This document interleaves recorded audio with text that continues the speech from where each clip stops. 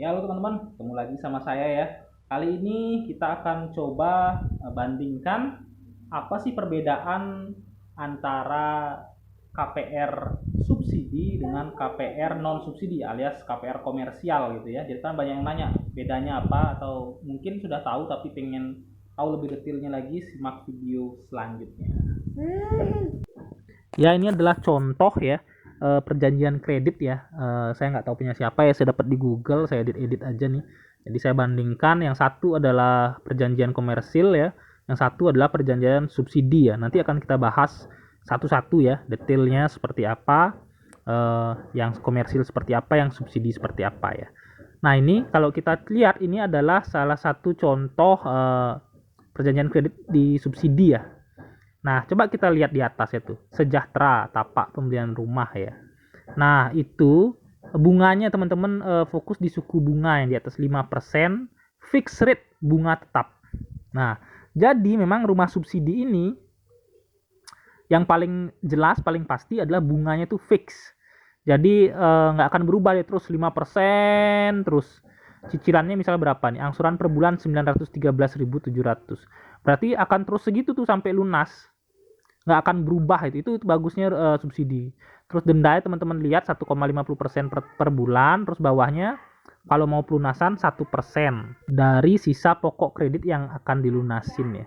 Tapi yang paling jelas nih bunganya ya kecil ya, rendah ya, dan dia fixed rate ya. Kalau kita lihat, nah ini contoh yang bukan subsidi ya, ini adalah contoh yang komersil.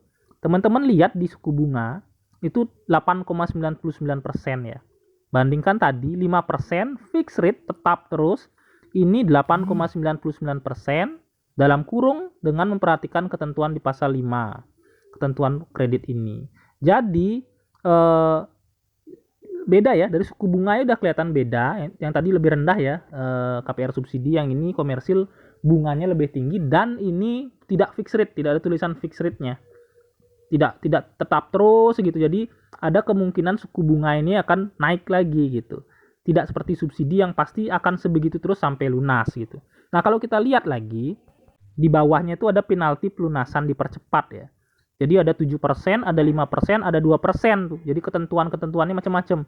7% kalau pembayaran ekstra dilakukan pada periode suku bunga program khusus. Kalau 5% itu kalau program khususnya sudah berakhir. Nah, 2% kalau cicilannya sudah lebih dari 10 tahun. Jadi aturannya banyak ya, nggak tadi kayak subsidi gitu, nggak simpel. Kalau subsidi kan tadi jelas ya, itu bedanya ya, yang pertama. Tapi aturan ini bisa berbeda-beda antar bank ya, nggak semua bank sama, dan beda kapan akad kreditnya gitu. Jadi bisa tahunnya berbeda ya, aturannya mungkin berbeda gitu ya. Ini saya kasih contoh gininya aja, secara umumnya aja gitu ya. Nah, ini kalau kita lihat dari klausul pembayaran ekstra dan pelunasan dipercepat, ini syarat-syaratnya adalah mengajukan permohonan tertulis ke bank, melakukan pembayaran ekstra minimal 5 kali angsuran, tidak memiliki tunggakan angsuran atau denda, pembayaran ekstra maksimal 1 kali dalam setahun. Terus di bawahnya langsung diprioritaskan untuk pembayaran pokok kredit. Ini untuk yang komersil ya.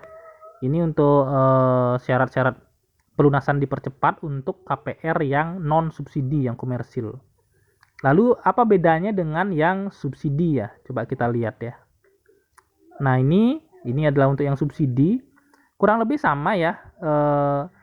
Mengajukan permohonan tertulis ke bank, terus pembayaran ekstra sekurang-kurangnya 5 kali angsuran. Tapi ada klausul tambahannya nih. Pembayaran ini diprioritaskan untuk pembayaran bunga kredit, pokok kredit, denda atas tunggakan angsuran, biaya-biaya lain yang harus dibayar. Kalau tadi yang komersil kan nggak ada tuh ABCD-nya. Jadi cuma tulisannya diprioritaskan untuk pokok kredit gitu aja. Sedangkan kalau subsidi ini diprioritaskan untuk ABCD itu. Jadi nggak hanya pokoknya tapi bunganya juga, dendanya juga, dan biaya-biaya lainnya juga ya. Nah, sekarang kita coba lihat, nah ini dari hunian dan pemeliharaan. Nah, ini kalau rumah non subsidi ya, alias rumah komersil, debitur bersedia dan setuju untuk segera menempati rumah dan tanah atau apartemen atau rumah susun apabila kondisi bangunan telah selesai 100%, sepanjang dan selama debitur memenuhi dengan baik semua kewajiban-kewajiban berdasarkan perjanjian kredit. Jadi saya garis bawah itu bersedia dan setuju gitu ya. Nanti kita akan tahu bedanya bagaimana dengan yang subsidi begitu ya. Nah, kalau di bawah-bawahnya sih ya kurang lebih ya itu formalitas ya biasa lah, yang menempati agunan tersebut dengan layak, yang kayak gitu-gitu, yang memelihara. Nah ini yang subsidi teman-teman baca, penghunian dan pemeliharaan rumahnya. Debitur KPR wajib. Nah ini perbedaannya. Kalau yang tadi yang komersil ya hanya bersedia gitu ya. Kalau di subsidi itu wajib. Wajib untuk menempati rumah yang dijadikan agunan kredit sepanjang dan selama debitur memenuhi dengan baik semua kewajiban-kewajiban berdasarkan perjanjian kredit ini. Hunian segera oleh debitur atas rumah sebagaimana tersebut ayat 1 merupakan syarat mutlak pemberian kredit. Sehingga apabila dalam waktu 60 hari setelah perjanjian kredit ditandatangani oleh debitur, namun debitur belum menghuni rumah tersebut, maka debitur telah melakukan cedera janji. Wah, ini ya, dibilang cedera janji ya. Jadi begitu tanda tangan akad kredit berarti rumah harus langsung ditempatin ya. Jadi begitu ya kurang lebih perbedaan perjanjian-perjanjiannya ya. Jadi pada intinya kalau saya simpulkan sih kalau rumah komersil itu lebih lega ya, artinya gini, lebih bebas lah kita mau kontrakin, mau dijual atau mau dikosongin, suka-suka kita gitu ya rumah komersil. Tapi kalau rumah subsidi itu ya harus ditempatin gitu, nggak boleh dikontrakin ya setahu saya juga ya. Jadi harus ditempatin ya, dirawat dengan baik gitu ya, kecuali kalau udah lunas tuh. Jadi yang dimaksud subsidi di sini adalah disubsidi bunganya. Artinya dalam ketika masih ada periode KPR, teman-teman menikmati bunga yang disubsidi, maka teman-teman menerima fasilitas KPR subsidi. Tapi kalau udah lunas ya udah suka-suka aja gitu ya. Nah, tapi ya kebanyakan sih developer itu juga sebenarnya pengalaman-pengalaman dari teman-teman ya yang saya dengar, yang saya baca, yang saya tonton itu banyak yang sudah akad kredit tapi rumahnya masih belum layak huni tuh. Jadi akad kredit dulu sambil menunggu rumah selesai 100%. Jadi mau gimana menempatin langsung ya begitu perjanjian, sedangkan rumahnya belum beres 100%. Begitu dikejar-kejar developernya ternyata ya nanti gitu. Jadi mau nempatin tapi developernya yang lama gitu. Jadi banyak pengalaman seperti itu ya. Ya jadinya ya seperti itu. Jadi cuma gitulah kurang lebih ya aturannya. Satu, dari sisi bunga jelas lebih tinggi yang komersil dan dia suku bunganya floating ya. Jadi teman-teman akan was-was ketika ada kenaikan suku bunga. Tapi kalau rumah subsidi itu suku bunganya lebih rendah dan dia fixed rate. Jadi nggak perlu was-was ya. Terus yang kedua terkait penghunian rumah, bedanya itu kalau yang komersil ya lebih agak leluasa, lebih bebas ya suka-suka. Tapi kalau yang subsidi itu wajib ditempatin ya. Dan nggak boleh tidak boleh dipindah tangankan, dijual sebelum lunas gitu ya. Intinya dua itu aja sih yang paling menonjol lah perbedaan antara keduanya. Oh iya, dan yang terakhir yang paling penting sih biasanya kualitas bangunannya ya, karena harganya murah itu kualitas bangunannya tentu saja lebih jelek ya. Oh iya, nanti ini saya ada batasan maksimal harga rumah subsidi ya, ini saya lihatkan ya.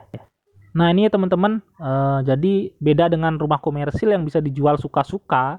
Kalau rumah subsidi itu ada aturannya ya, jadi batasan maksimal rumah subsidi untuk di Jawa kecuali Jabodetabek itu adalah 150,5 juta, sedangkan di Jabodetabek itu 168 juta ya, itu juga bedanya ya. Jadi rumah subsidi itu dibatasi harganya, sedangkan komersil enggak. Ya oke, mungkin sekian aja ya informasi dari saya, semoga bermanfaat. Tolong bantu channel ini dengan cara klik subscribe. Saya secara periodik juga akan coba informasikan info-info terkait perbankan dan perkreditan. Terima kasih. Jangan lupa subscribe channel ini ya. Sampai jumpa lagi.